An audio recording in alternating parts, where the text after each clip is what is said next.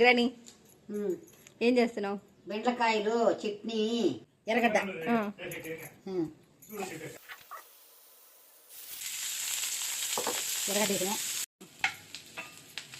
ఎర్రగడ్డ వేసింది పక్కన వేసుకొని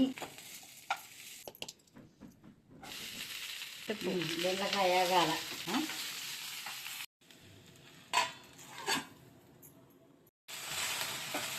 వేగిపోయింది, గింజలు తీసుకుంటాను.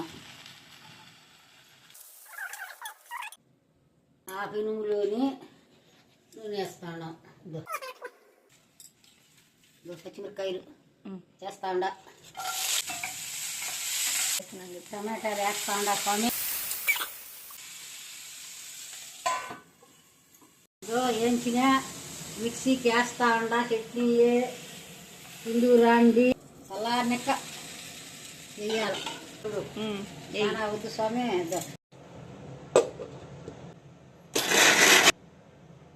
రోట్లో రుబ్బుకుంటే బాగుంటుంది. రోలు లేదు కాబట్టి మిక్సీకి వేసుకుంటాను.